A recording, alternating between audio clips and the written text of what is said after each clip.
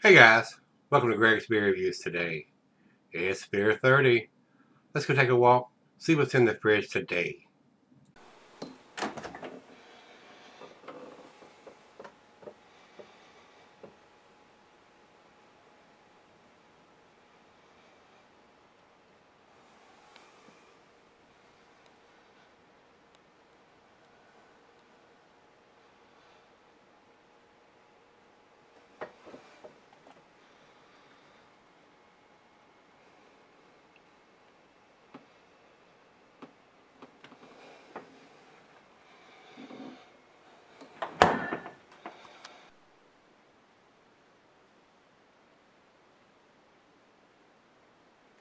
Hey guys, thanks for stopping by Gregsbeerreviews today. Today's beer, we're on this imported kick. We're going to do the Samuel Smith's Yorkshire Stingo. And from what I've heard about this beer, this is a fairly pricey beer. Parrish, thanks for sending this one out to me. You might want to put some comments on what this bottle costs. I heard it is upwards in an amount of between $13 and $15 a bottle, and that's a little on the pricey side for this bottle. It's a little bit bigger than the small 12-ounce bottle. This is a 8% alcohol by volume beer, and it is 1 pint, 2.7 fluid ounces. I don't see any dating on it, but with an 8% beer, it may not be that critical. Oh, here it does. Right here it says brewed in 2012. So this is the 2012 edition of this beer.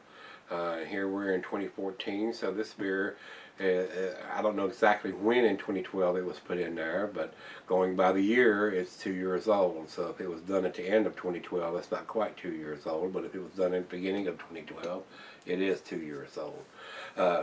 This is an English strong ale. I've not been disappointed by anything that Samuel Smith does. I'm getting ready to try to get my hands on their chocolate beer. I've not done that one, and I've had somebody say they was going to send me one. I can get some of their stuff, but I've not seen the chocolate one around here. I've actually not seen the Stingo around here either. So a lot of these beers are hit and miss of whether the beer stores are going to carry this particular version of Samuel Smith beers or not. So well, I'm looking forward to doing this one. Let me read a little bit off the back of the it's got a lot of writing on the back of the bottle. Some of the oak casts of Samuel Smith's date back more than a century, with the individual oak staves being replaced by the old brewery coopers over the years. Gradually the casks soak in more and more of the character of the ale fermented in some Yorkshire squares. Yorkshire Stingo is aged for at least a year, matured in the well-used oak cask in the brewery's underground cellars, deriving fruit, raisin, treacle, coffee, Christmas pudding, and slight oaky flavors before being further naturally conditioned and bottled. Allow time for yeast to settle before opening, then poured gently. Brewed in 2012. Alright guys, if you don't know what an English Strong Ale, the description is bigger than a pale ale, yet smaller than a barley wine. The English Strong Ale is a rich and complex beer. Many are unfiltered and bottle conditioned. The color tends to land somewhere between amber and reddish copper. They usually have a bold, fruity estery and malty mix. Hops can vary from mild bitterness to a full-blown hop character with a bold hop flavor and aroma. The alcohol can be quite noticeable. A hint of solvent is possible. Well, I hope we don't have that in this one. I hope we don't get no solvent taste. The food pairings for this beer. The cuisine is curried. The cheeses are earthy camembert, fontina, your tangy cheeses, edam, feta, and the meat is pork, grilled meat, and salmon. Glassware is a pint, becker, the nonic, a tumbler, mug, a sign, or a side ale with an 8%er. I'm going to use a double glass for this one, guys, because it enhances the aroma just a little bit. You could very well use a pint glass or any of the others I just mentioned. Use what glass that you like to drink your beer out of. You don't have to go by any standards. If you like drinking your beers out of a pint glass, do it. If you like drinking your beers out of a double glass, do it. I mean, whatever you'd like to drink your beer out of, other than drinking it out of the bottle like a barbarian, pour it into something. That way the carbonation is released and the aromas come out. You can't enjoy the beer. You're not going to get you can't enjoy the beer if it's still in the bottle and you're just sucking it down like you're drinking a Miller or a Coors Light or a Budweiser. You're not going to get those aromas, and you're not going to let the beer breathe and the carbonation to be released. It's going to fill you up faster. You're not going to enjoy it as much, and it's just poured into something. I mean, unless you're drinking Miller, Coors, or a Budweiser, pour it into a glass. You'll enjoy the beer a lot more, and you'll get filled up a lot less. So, with that being said, the beer says here not recommended for extended selling unless the ABV extends average range, and this is an 8%er, so it does extend average range, and they've already sold it for a year, so you know you can do it. And an 8%er, this beer is going to keep for several years, if not 10. So, with that being said, I don't think there's anything else we need to talk about. Let's see. Commercial description says the same thing that the back of the bottle does. So we already know what all that says. So let's get the cap off of this one. Pairings, thanks again for sending this one out.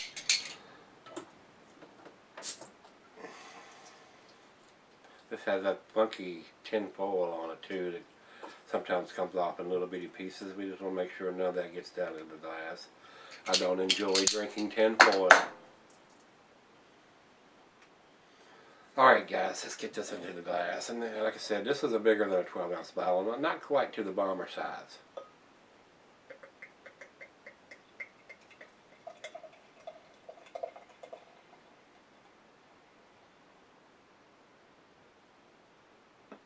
Alright, with that semi-aggressive pour, we got almost 2 fingers of head. So over into the light, it is very murky. It is a reddish copper color, like it said.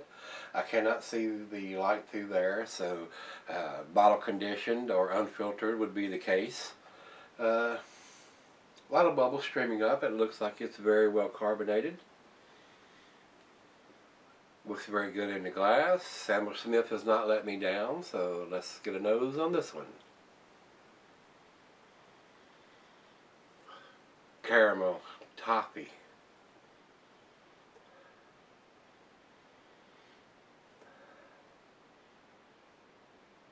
dark fruit, dates, raisins, figs, plums.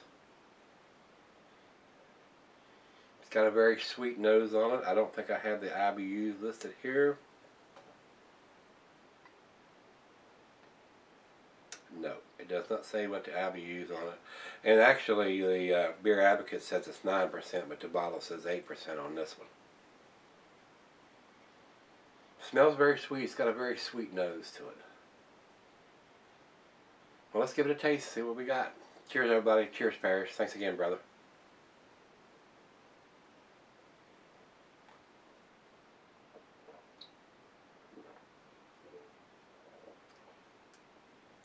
I am getting a little of the alcohol. It's not overly sweet though. It's got a nice bitterness to it to balance it out. A little bit of breadiness in there, a cracker.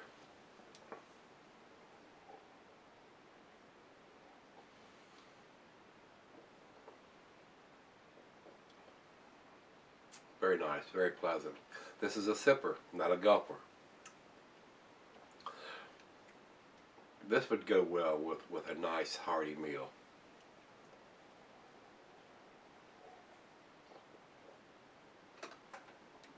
Or some of your stronger cheeses. Oh yeah, that's delicious. Wow, very tasty.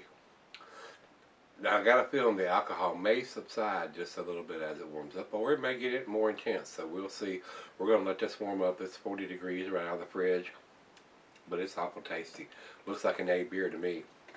Like I said, I've not been disappointed with anything Samuel Smith does. Is that a word? I don't think it is. What Samuel Smith does. So let's let it warm up and see where this one ends up. A lot of dark fruit in this one. I like it. I'll be right back. Alright guys, I'm back. Got just a little bit left. This beer is very delicious. Caramel, toffee. There's still a slight hint of the alcohol, but not bad at all for an 8%er. Some dark fruit in there, dates, raisins, figs, plums. A little bit of oakiness in there from the aging that I've done. Very, very tasty. Like I told you earlier, guys, this is a well-made beer. Not been disappointed from anything that I've got from Samuel Smith's. They do make some lower ABV beers. This is probably the biggest one that I've had from them that I remember. Very tasty. Those guys know what they're doing. They've been doing it for quite a while. But like I said, I think this is a fairly pricey beer. Paris, you may put in the comments what this beer costs. I've not seen this particular one here. It may be available here, but I've just not seen it or not paid attention enough to notice this beer.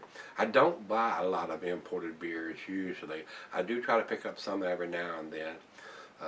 But most of the stuff that I buy is either American made, either on the East Coast, West Coast, or somewhere in America. So, Paris, thanks again for sending this one. Cheers, buddy. Cheers, everybody. Let's do the final chug.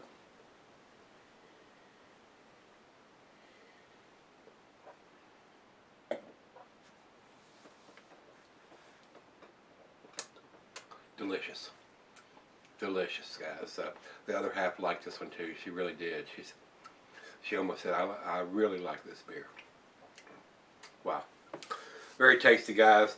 I don't think, like I said, other than having the year on it, which is basically all we need for this style of beer, there is no other dating. There is a code on here that says SK30L1, and that may be some kind of bottling code for the time or the bottling line or something from over there. I'm not exactly sure what that code means, but with 2012 written on the label and an 8% in a English strong ale, that's basically all the information we need. I would like to know the IBUs on this beer. I don't think it's very high. I would think it would probably be down in the 30s, no more than the 40s anyway. Very balanced though. There is a slight hint of the alcohol, like I said. So, very tasty, guys. I'm going to give this an 8 on the scale, A-. I do think it's an A beer. Very tasty. I don't drink a lot of English strong ales, but I think this is in the A category. So that's where I'm going to leave it. That's what I'm going to give it. So, with that being said, let's go see what everybody else thinks about the beer. We'll go over to Beer Advocate first. Beer Advocate's numbers are pretty good. They say 92, which is in the outstanding range. That's exactly where I'm putting it. If I was to put a number on it, I would put it at 92. So I agree with that 100%. We'll go over to Rate Beer. Wow. Rate Beer is very impressed with this. Overall numbers, excuse me. Overall numbers is 97. Which is big numbers, and 99 in the style. Well, being an English beer in an English strong ale, I could see where they would say that. So my numbers may be a little bit low, giving it A-. It may be a 9 instead of an 8, but I'm going to give it the 8. I thought it was very tasty. Not my, like I said, it's not my particular style of beer. I don't drink a lot of the English strong ales, but not been disappointed with Samuel Smith's offerings. So I enjoy every one of these that I can get my hands on.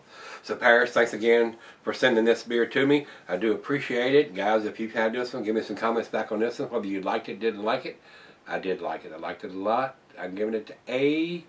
So if you've had it, let me know. Give me some comments. Hit the like button, rate, comment, subscribe, and let's take that walk tomorrow and see what's in the fridge. See you then.